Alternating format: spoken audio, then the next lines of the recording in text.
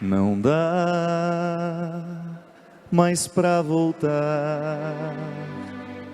O mar é Deus e o barco sou eu, e o vento forte e me leva pra frente.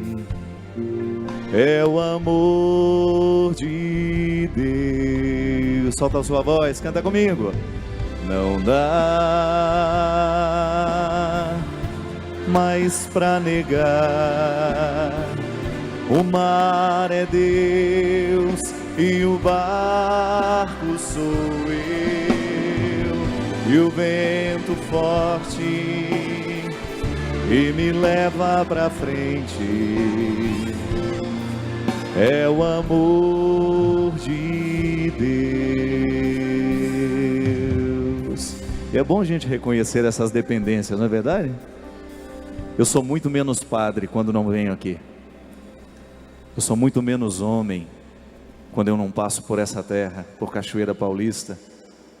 Eu sou muito menos homem quando não tenho a oportunidade de entrar na sua casa toda quinta-feira, através do programa Direção Espiritual. Eu sou muito menos homem quando não recebo sua carta, seu e-mail, seu desejo de dividir a vida conosco, porque aqui na Canção Nova nós somos assim.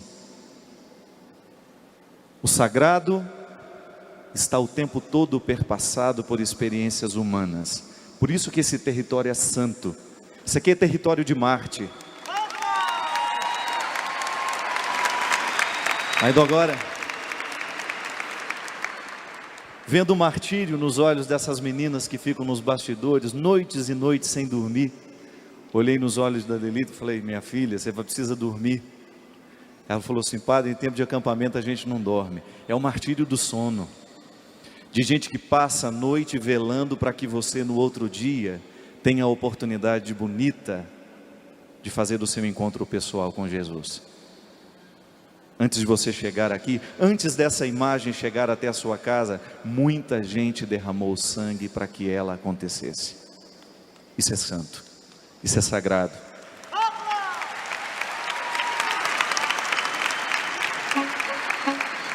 E se somos homens e mulheres de muitos defeitos, uma coisa eu lhe asseguro: nós perseguimos as virtudes. Nós não desistimos dela. Porque quanto maior é o número de defeitos que um ser humano tem, maior é a responsabilidade que ele tem de correr atrás das virtudes. E é com essa palavra que nós começamos. Se você é um homem e uma mulher de muitos defeitos, não se preocupe. Você só terá que trabalhar mais para correr atrás das suas virtudes. E se a luta for no páreo, você já pode se considerar um vencedor, porque Deus não decepciona aquele que busca por Ele. Deus não decepciona aquele que espera por Ele. Vamos pegar a palavra de Deus no Evangelho de São João, capítulo 5. Você que está em casa também pode acompanhar a leitura do Evangelho, que hoje nós queremos começar essa manhã retirando do Evangelho de João, capítulo 5, versículo 1 ao 15º, ao 15. João capítulo 5, versículo 1 ao 15.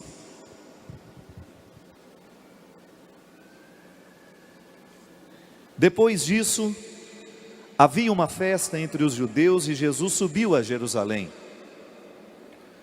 Ora, em Jerusalém, próximo à porta das ovelhas, um tanque, chamado em hebreu Betesda, o qual tem 5 alpendres. Nestes jazia grande multidão de enfermos, cegos, coxos, paralíticos, esperando um movimento das águas. Porquanto um anjo descia em certo tempo ao tanque e agitava a água, e o primeiro que ali descia, depois do movimento da água, sarava de qualquer enfermidade que tivesse. E estava ali um homem que havia 38 anos se achava enfermo. E Jesus, vendo este deitado e sabendo que estava neste estado havia muito tempo, disse-lhe: queres ficar curado? O enfermo respondeu-lhe: Senhor, eu não tenho homem algum que, quando a água é agitada, me coloque no tanque. Mas enquanto eu vou, desce um outro antes de mim, perco a oportunidade. Jesus disse-lhe: levanta-te, toma tua cadeira, tua cama e anda.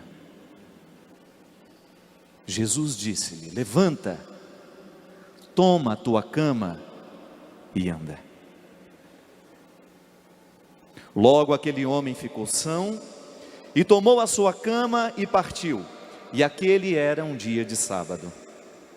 Então os judeus disseram àquele que tinha sido curado: é sábado e não te é lícito levar a cama.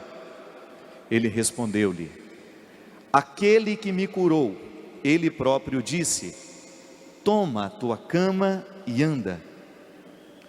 Perguntaram-lhe, pois: quem é o homem que te disse: toma a tua cama e anda? E o que fora curado não sabia quem era, porque Jesus se havia retirado em razão de naquele lugar haver grande multidão. Depois, Jesus encontrou-o no templo e disse-lhe: eis que já estás são, não peques mais para que nunca te suceda alguma coisa pior. E aquele homem foi e anunciou aos judeus que Jesus era o que o curara. Meus irmãos e irmãs, esta é a palavra da nossa salvação.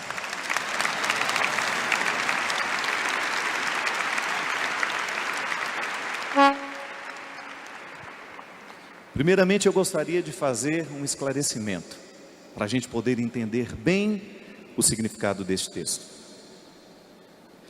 Betesda, no hebraico, Bet Eshadá, significa literalmente lugar de derramamento.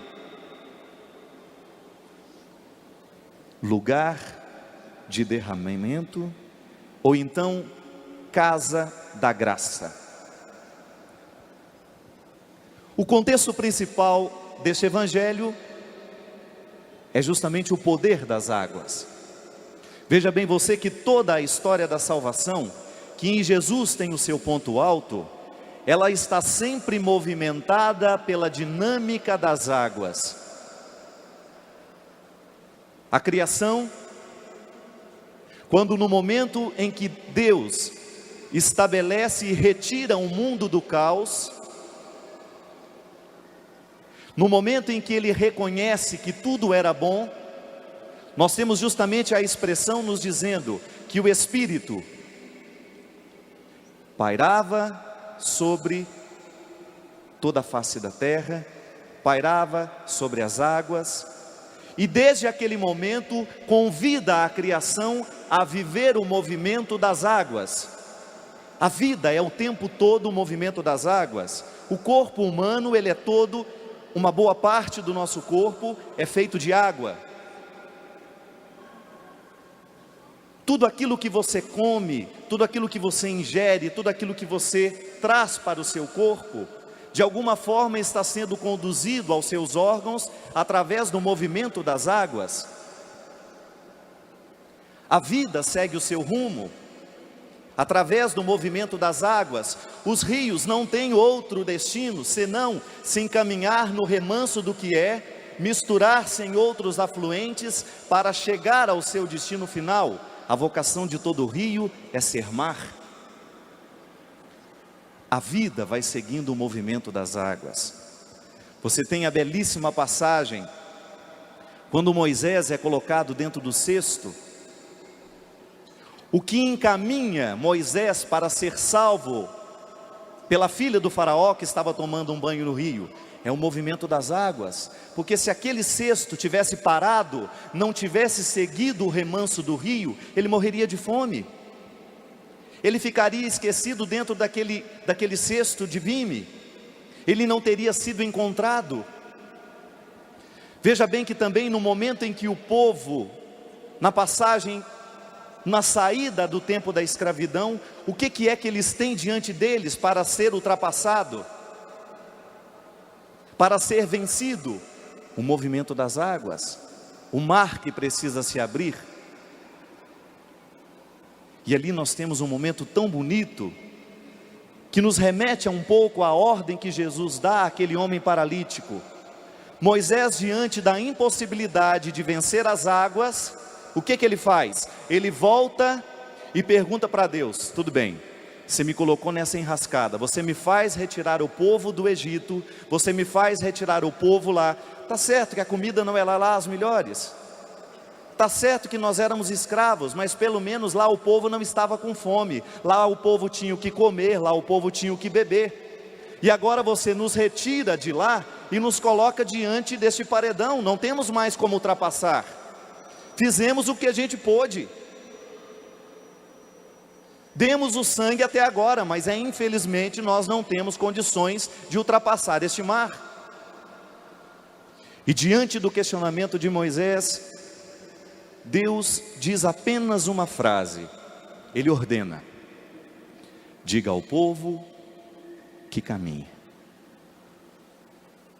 Veja bem que a experiência de fé do povo de Israel não é uma frase declarada de milagre, não é uma frase que está garantindo o milagre, não, é uma frase que requer acreditar, é uma frase que pede fé.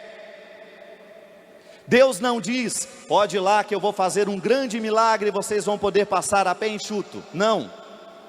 A expressão de Deus não é uma expressão que facilita a vida, mas é uma expressão que encoraja para a vida.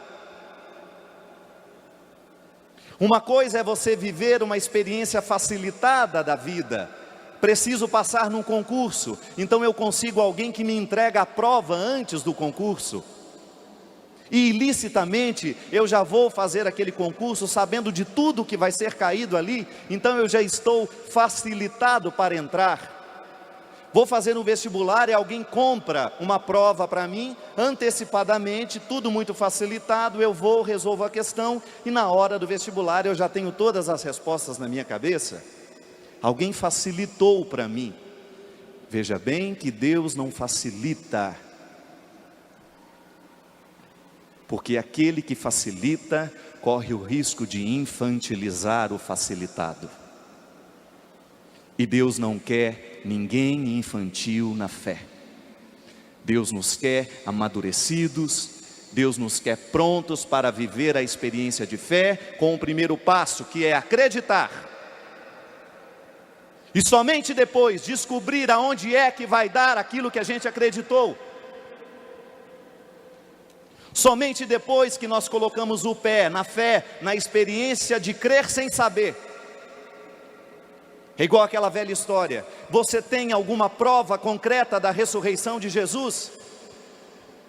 Eu digo não, porque se eu tivesse uma prova concreta da ressurreição de Jesus, eu não precisaria ter fé na ressurreição.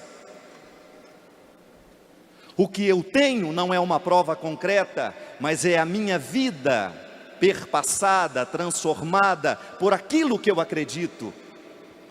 E se isso não é concreto para você, para mim também não é, mas eu não sei mais viver sem isso.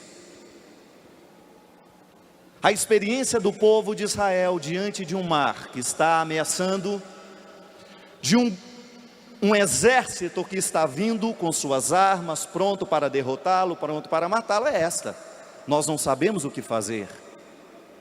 E Deus não facilita em nada a situação para Moisés, apenas o coloca no horizonte da fé, mais uma vez, assim como sempre foi a sua vida.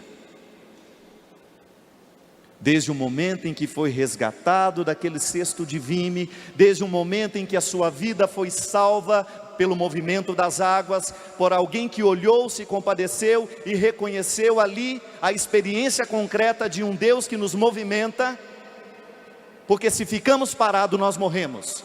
Da mesma forma como aquele povo que queria uma resposta mágica, e Deus entrega uma palavra que o movimenta para a fé: diga ao povo que caminhe. Deus não promete que o mar será aberto, mas Ele dá uma ordem que encoraja, Ele dá uma palavra que faz crescer dentro deles todo o processo de reminiscência, de recordação, de lembrança. Aquele Deus que esteve conosco o tempo todo não vai nos deixar na mão. Não sei como será, mas eu quero acreditar. Eu não sei como se dará, mas eu quero acreditar que se dará. Isso é experiência de fé, a mais pura que um ser humano pode experimentar. Quando nós não sabemos como será, mas nós não sabemos desistir daquilo que a gente espera. Fé é a gente saber acreditar quando tudo está comprado.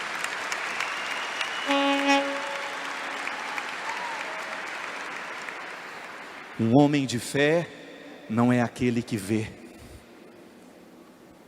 O homem de fé é aquele que não vê, mas não desiste. Não consigo ver nada, mas eu não desisto.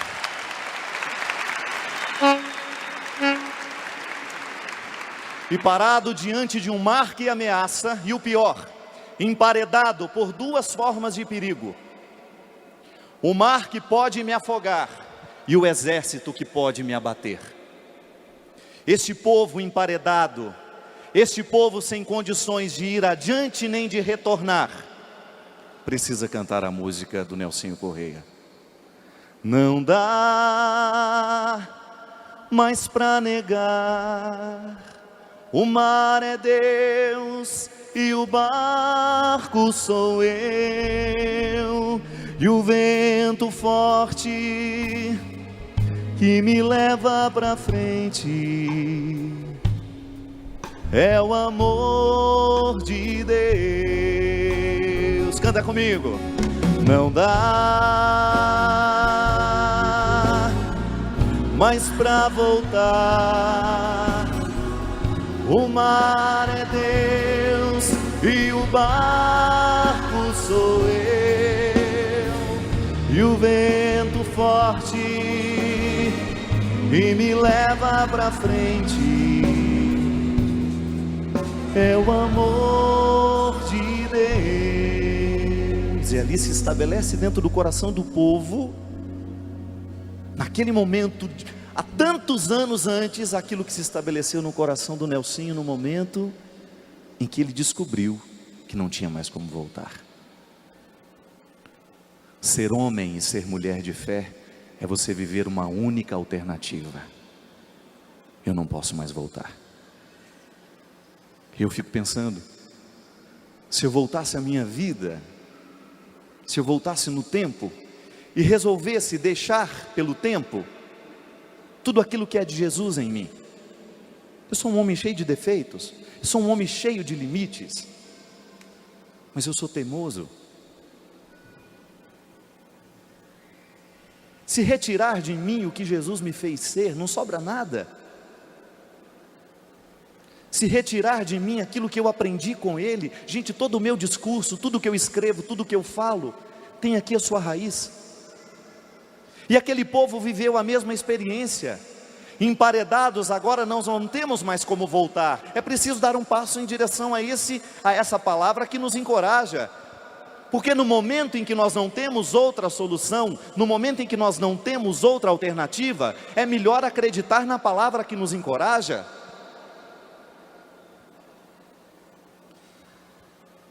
E no momento da coragem, a experiência de fé se constrói na força de colocar os pés na água. Quando tudo parecia indicar que nós morreríamos afogados, quando tudo parecia indicar que a nossa morte seria certa, que não haveria solução, que não haveria livramento, que não haveria graça. E os pés na água, e o povo caminhando, seguindo a ordem do Senhor, e o grande milagre se fez. E aí nós começamos teologicamente a compreender que o milagre se dará por duas vias. Da mesma forma como o movimento das águas nas bordas de Caná. Quer o vinho saboroso? É necessário ter água. Jesus poderia muito bem ter feito tudo sozinho. Jesus poderia muito bem ter pegado aquelas talhas vazias, e se ele pode fazer de água vinho, ele pode muito bem fazer do nada o vinho também. Por que a necessidade de pedir a água? É para teologicamente nos ensinar que o movimento da santidade, que o movimento da vida carece sempre de dois esforços. Um que é dom. É Deus o tempo todo nos colocando nas condições de homens e mulheres santos. O outro é a nossa iniciativa de fazer alguma coisa para que esta santidade aconteça em nós. Não é possível viver a experiência da santidade se nós não vivermos a experiência de encher as talhas, de colocar o pé na água, e hoje nesse evangelho belíssimo, de você pular na piscina no momento que for propício para a sua cura. O grande problema é que diante dessa solicitação de Deus, do esforço humano, da luta humana, que já é um movimento da graça na vida humana, para que nós não sejamos pelagianos. Pelágio dizia que a salvação pode acontecer na vida humana sem esforço. Desculpe-me, ao contrário, nós não precisamos da graça de Deus, nós só precisamos fazer o esforço. Para que a gente não caia na heresia pelagiana, nós acreditamos que até mesmo o esforço que nós fazemos para ser santo, já é fruto do dom em nós, é acolhimento da graça em nós.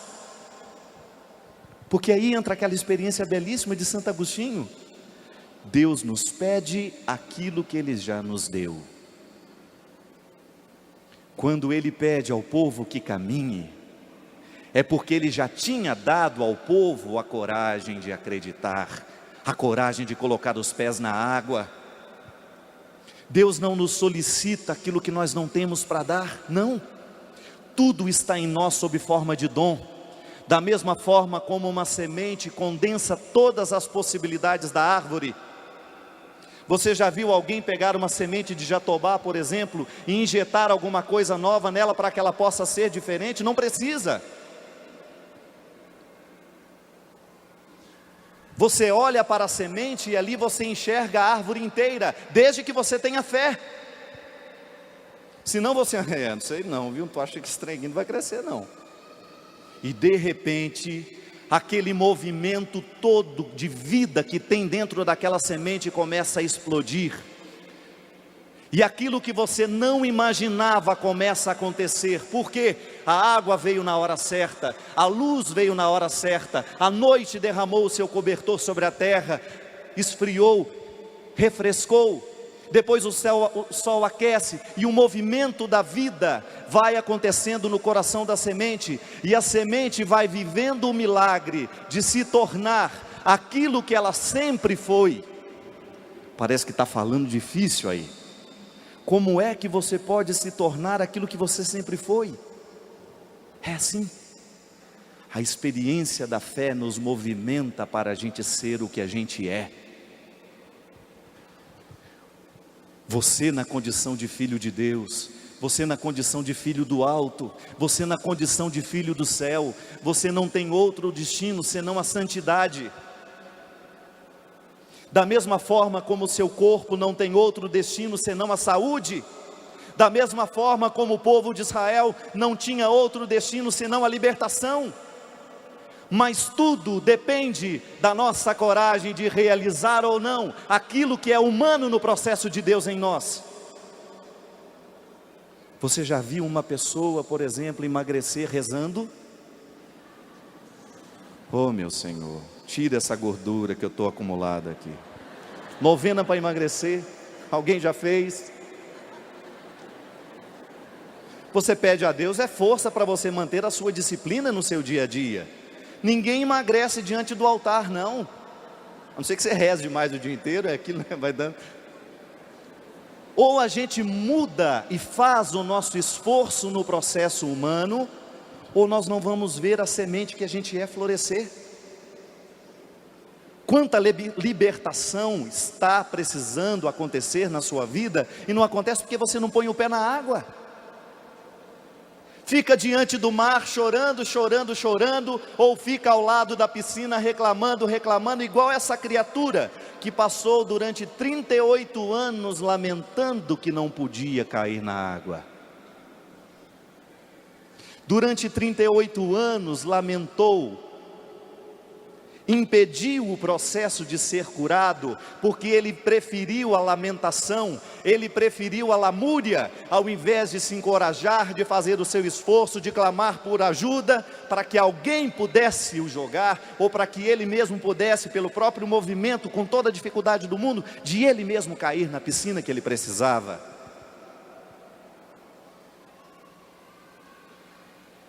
Quanto processo paralisado nessa vida, porque nós caímos nessa preguiça que nos faz olhar para o mar, reclamar que ele não se abre, ou que nos faz olhar para a piscina e lamentar que ela está cheia de gente e que não há espaço para nós. Minha gente, vamos pegar a dinâmica da água. Para que você toma água? Por que o seu corpo sente sede? É um processo natural, uma resposta do organismo à necessidade de purificar-se. Tudo o que nós comemos, tudo aquilo que você ingere, tudo aquilo que você põe na sua boca, tudo aquilo que você faz, incorpora, tudo aquilo que você traz para você, tem duas possibilidades. Um alimento, por exemplo, ele pode nos nutrir, ou ele pode nos intoxicar. Eu, por exemplo, fiquei durante 2 meses e ainda estou vivendo as últimas fases desta hepatite, que é, na verdade, um processo de intoxicação do fígado, que pode ser por meio de um vírus, que pode ser por meio de um alimento contaminado.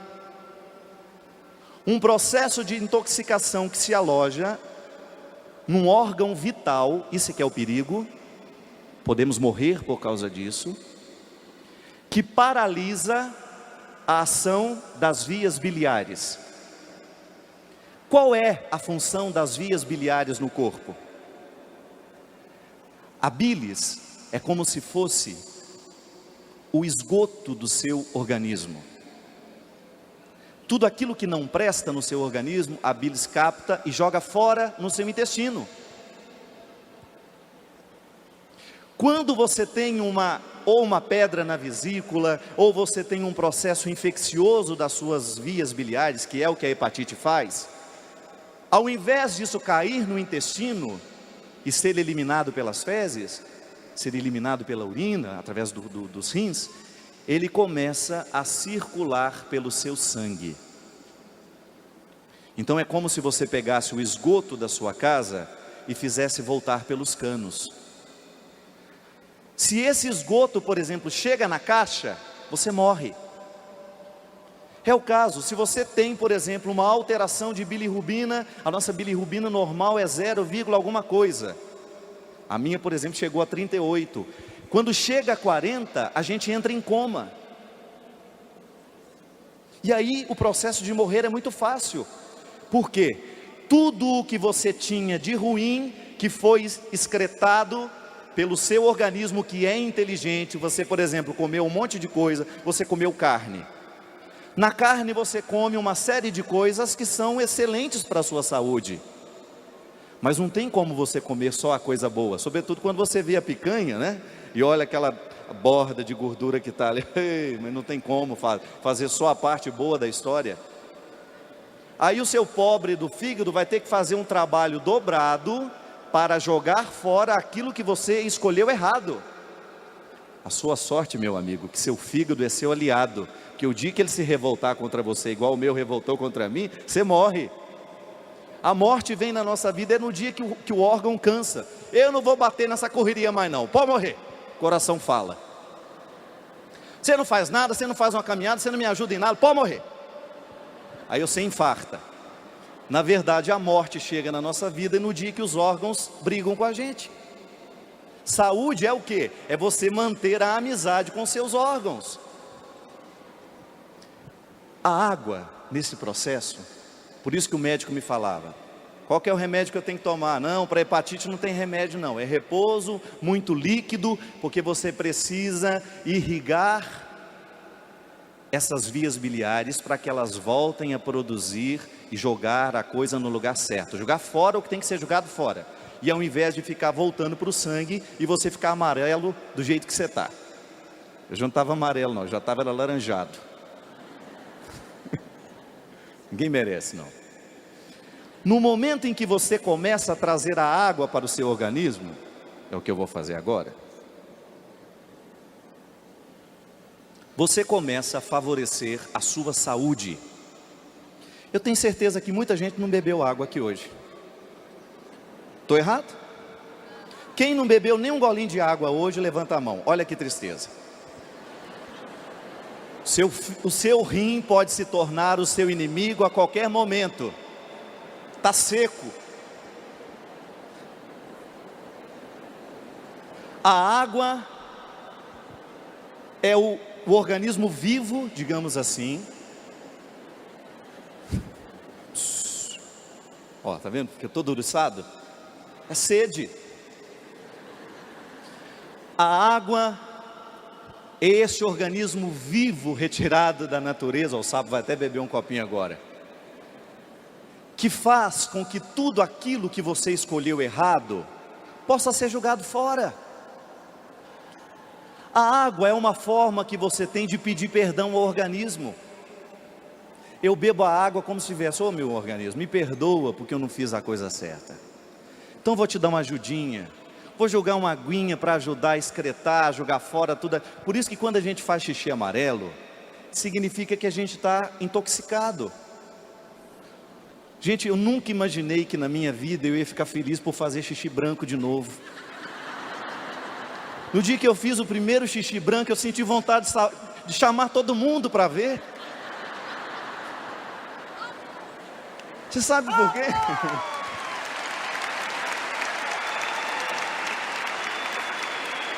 Vontade de colocar numa latinha, mandar para minha mãe. Mãe, olha aqui que beleza. Olha como a vida dá voltas.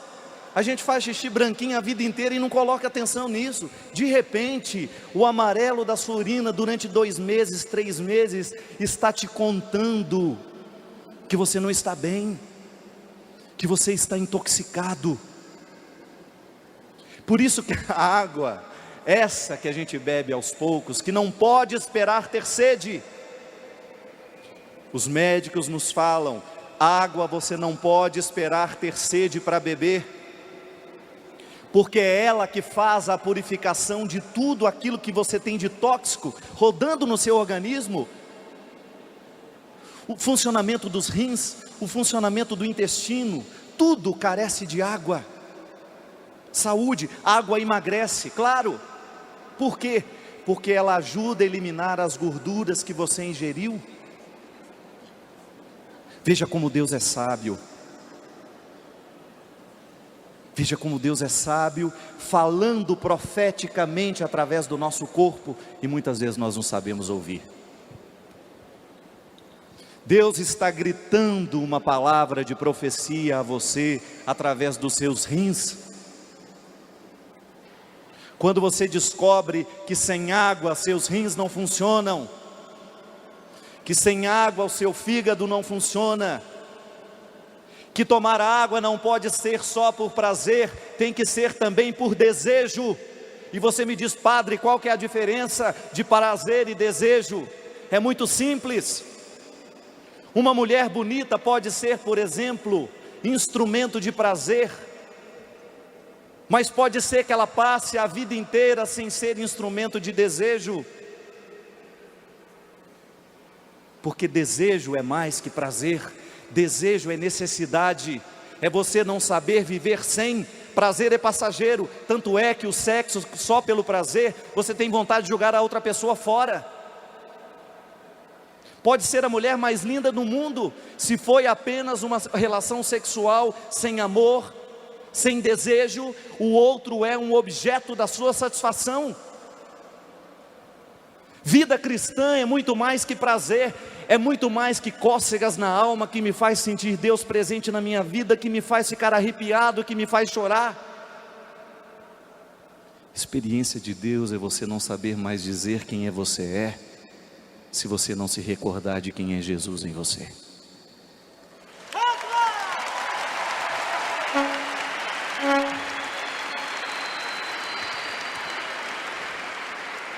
Porque senão alguém poderia dizer assim: por que você está tomando água agora? Você está com sede? Não. Eu preciso de água.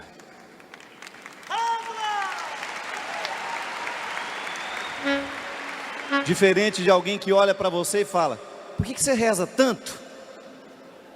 Você está precisando de alguma coisa? Você está necessitado de alguma graça? O tempo todo. Mas eu não rezo só para obter favores, não. Eu rezo porque se eu não rezo, eu não sou o que eu sou. Se essa palavra não está cravada dentro de mim, nas minhas atitudes, no meu jeito de ser, no meu jeito de viver, eu não tenho nem o que fazer nada nesse mundo. Aqui, a necessidade desse homem é de ser julgado na água para que ele possa purificar-se de tudo aquilo que o deixava enfermo. Oh, minha gente, enfermidades físicas passam, a gente cura. E nós podemos ver nos olhos de quem está intoxicado. Olhos vermelhos, olhos amarelos, são sinais de que existe alguma intoxicação naquele corpo, naquele organismo. Por isso que quando a gente vai ao médico, o que o médico faz? Manda abrir a boca, abre os olhos, faz isso. O bom médico, ele olha para a pessoa e ele sabe o que ela tem.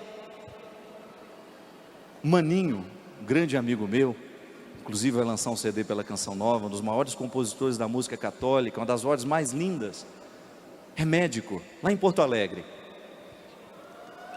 Tem gente lá? Há muito tempo que ando nas ruas de um porto não muito alegre. O Maninho, ele é médico naturalmente.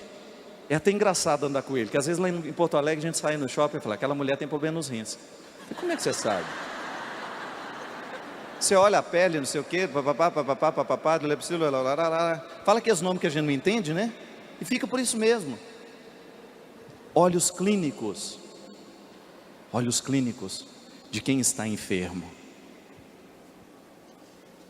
Há tantos de nós intoxicados pela vida. Há tantas realidades que nós não podemos ver, que nós não sabemos quais são. Quantas vezes você já não fez a experiência de ser intoxicado pela palavra do outro? Quantas vezes você não fez a experiência de chegar no lugar e de perceber que aquele lugar invadiu o seu coração e teve o poder de adoecê-lo? E aqui eu afirmo, que as grandes artimanhas do diabo no mundo hoje, das estruturas diabólicas, estão em justamente minar a nossa saúde espiritual, colocando em nós um desânimo, da mesma forma como a enfermidade nos coloca desânimos físicos. Pega uma dengue para você ver. Você fala: se você correr até ali eu te dou R$1.000, pode ficar com os R$1.000, que eu não dou conta nem de dar um passo. Para morrer de repente eu estou levando um mês, de tão devagar que eu estou. Não tem jeito, a enfermidade ela chega, ela nos derruba mesmo, nós não temos ânimo para nada. É o físico que está clamando por restauração, é o físico que está clamando por cuidados, por repouso. E essa doença nós identificamos logo nos exames de sangue, no momento em que o médico nos olha. Mas as enfermidades da alma, essas que vão colocando a gente durante 20, 30, 40 anos, parados ao lado da piscina da graça, sem se sentir merecedor de cair nela. Pessoas que vão ficando com a alma amarela, pessoas que vão ficando sem graça, que vão perdendo a vontade de viver. E o que falta nessa vida, meu Deus? Tem dinheiro, tem casa, tem um monte de coisa. Falta a graça de Deus, falta a força do Espírito, falta a fé. Porque não são poucas as realidades humanas que nos paralisam, não são poucas as realidades humanas que nos colocam impossibilitados de continuarmos. Não são poucas.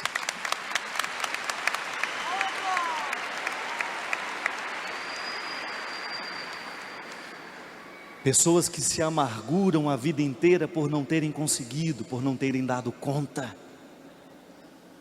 mas não fez a sua parte no milagre.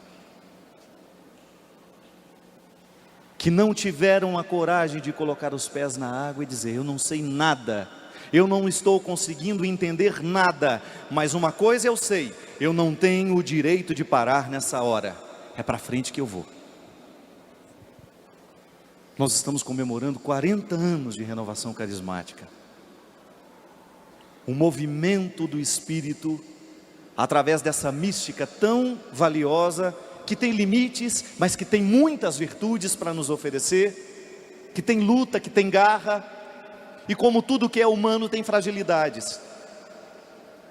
Se nós tivéssemos que analisar quais são as fragilidades do meu espírito hoje, mesmo já tendo vivido 20, 30 anos de experiência de renovação, ou tantos anos de movimento de igreja, há tantos anos eu sou cristão, há quantos anos eu já professo a fé em Jesus Cristo, mas no entanto ainda permaneço tão parado, tão seco, tão sem necessidade de buscar, paralisado no meu medo de que o mar vai me afogar, ou então de que o exército vai me capturar. E o melhor jeito de você ser capturado é você ter medo.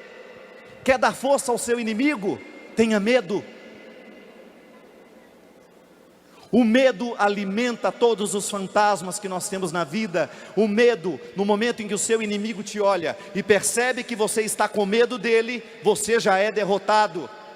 Porque o seu medo é um jeito que você tem de se entregar.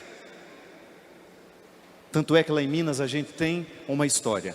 O cachorro é bravo, não olha com medo para ele. Não tem uma história assim? Não sei se dá certo, porque eu nunca quis provar o negócio, no todo caso. Se você olha com medo, ele reconhece o seu medo e você se torna vítima. Muitas vezes o mar nos torna vítima, o mar da vida. As histórias que nós vivemos, os relacionamentos que nós estabelecemos. Quantas pessoas estão sendo vítimas dos seus namorados, dos seus maridos, dos seus amigos, das pessoas que estão do lado por causa disso?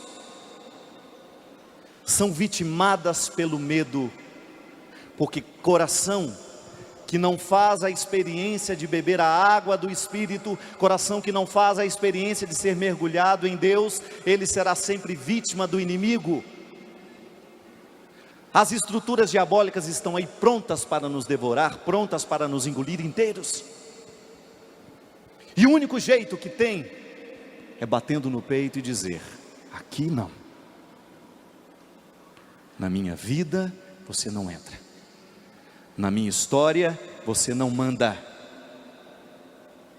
Porque aquele que me fez atravessar o mar, ele não só me fez atravessar um mar da vida, mas ele me fez encarar a vida de um jeito muito diferente do que quando antes eu estava sentindo medo. Não tem mais como. Porque se hoje os mares ainda se sobrepõem à nossa coragem, é porque a gente ainda não olhou nos olhos deste mar, daquilo que você considera impossível na sua vida. A frase mais fácil de se dizer na vida é essa: eu não dou conta. Essa frase não exige coragem de ninguém.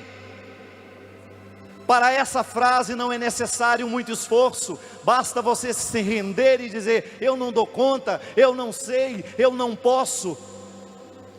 E cada vez que nós dizemos eu não sei, eu não posso, eu não dou conta, nós perdemos o movimento da água, nós perdemos a oportunidade de ultrapassar o mar.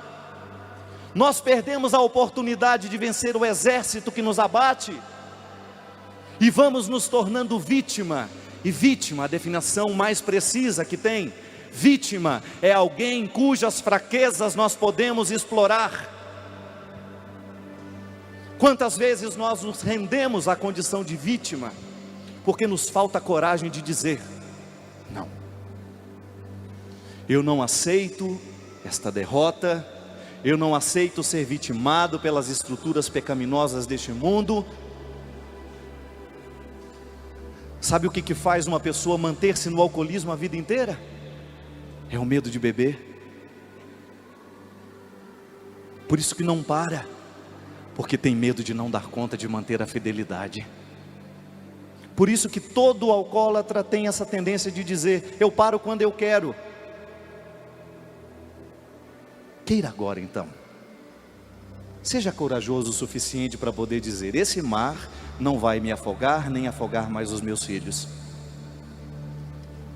Porque é muito mais fácil a gente dizer: eu paro quando eu quero, e não parar nunca, porque você nunca vai ser colocado à prova.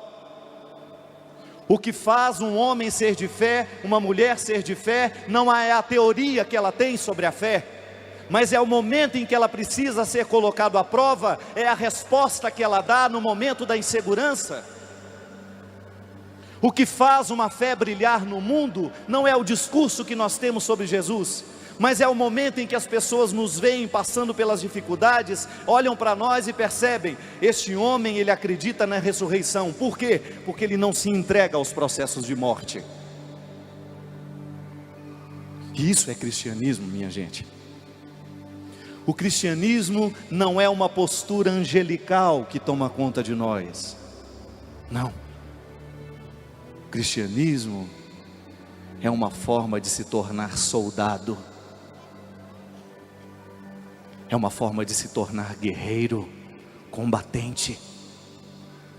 Porque pode ser que a figura angelical não combina mais com a coragem que nós precisamos nos dias de hoje.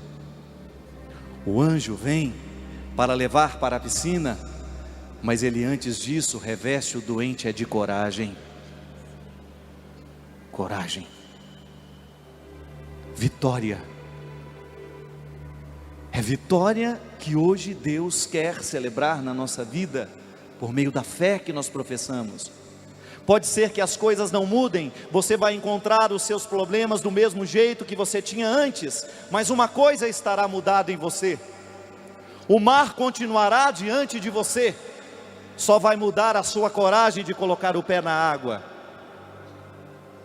Só vai mudar o seu jeito de encarar o inimigo. Os inimigos continuam vivos e atuantes na nossa vida, mas o nosso jeito de enxergar é diferente. Você descobre que ele tem os pés de barro. O inimigo de Deus tem os pés de barro. E cada vez que você entrar no mar, ele não será capaz de correr atrás de você, porque os pés dele desmancham. Não dá mais pra navegar, o mar é Deus e o barco sou eu, e o vento forte e me leva pra frente, é o amor de Deus. Não dá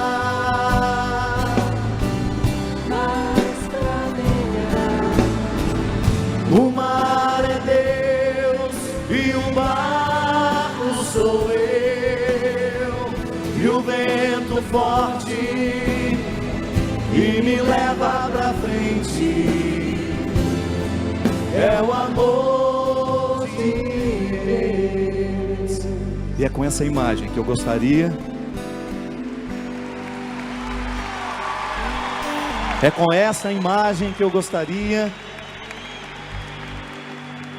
de dar a pausa nessa parte da manhã, porque daqui a pouquinho a gente volta.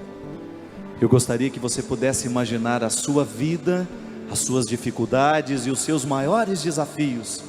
Onde estão as suas maiores sedes, seus medos, seus inimigos? Pense você que eles estão todos correndo com muita força, com muita coragem atrás de você, prontos para lhe resgatar.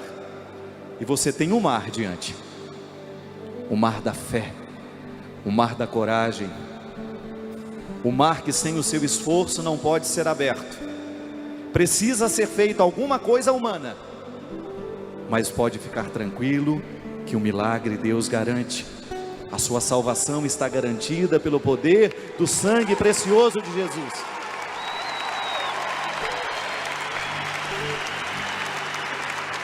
E aí, quando você tiver coragem de colocar o pé neste mar, nesta água, você já pode sorrir, bater o peito. Eu estou salvo, porque meu inimigo tem os pés de barro, e se ele colocar os pés neste mar que eu estou, ele morre afogado, porque ele cai, não sobrevive. Nas águas do Espírito Santo, o diabo não tem o poder de pisar. Nas águas do Espírito Santo, o diabo não tem o poder de agir, o diabo não tem o poder de nos pegar. O único jeito de estarmos a salvos é estar no mar e dizer que a partir de hoje não dá mais para voltar. A partir de hoje, porque eu quero viver a minha salvação no meu dia a dia, eu não tenho o direito mais de voltar, eu não tenho mais o direito de duvidar, porque aquele que avança contra mim tem os pés de barro, e o único jeito de vencê-lo é entrar no lugar que ele não pode, porque ele cai.